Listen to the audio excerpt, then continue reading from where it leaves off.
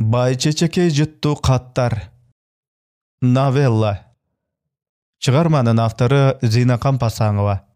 Окуган, аудиолоштурган Эрнест Кыяз. Беш көкүл бийкеш курагында жигиттерден балапан сезимин чымыратып, жаш жүрөгүн элеп-желеп кылган ашыктык каттарды көп эле алган. Бирок алардын ичинен өзгөчө сагынып күткөн бир кат болор эле. Кызга чоочун алыскы бир айылда жашаган 15 жаштагы бейтаныш уландын өрттүү каты ар аптада көпөлөктөй делбиреп учуп жетип келип турчу. Биринчи жолку таанышуу катын эле кургатылган байчечекей гүлүн салып жибериптир. Жаштык сезими ойгоно баштаган бийкеч ошол гүлдөр өскөн адырларда, тоолордо өзү каалаган сүйүүнү, бактаалайды тапчудай бир көрүштү эңсеп кыялга баткан. Бейтаныш бозуландын арзууга кумарлуу жүрөгүнүн чакырыгын туйгансып, жүзү албырып, ширин-ширин сезимдерге азгырылган. Кадимки эле окуучулук дептердин эки барагы толо шурудай тирилип жазылган сөздөрдүн күчү ай.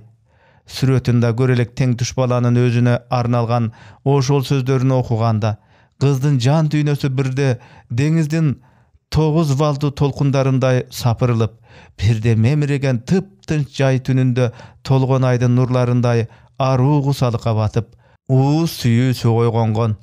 Тагдыр аларды кат аркылуу тааныштырып, кат аркылуу алгачкы махабатты тартуулап, кат аркылуу өмүр бою кыйышпас ысык ынактык буйруптур. Ал каттар өмүрдүн ар кайсы учурларында кээде узакка кечигип, кээде сагыныч учургандай тездеп, эки шаардын ортосунда байма-бай каттап турду.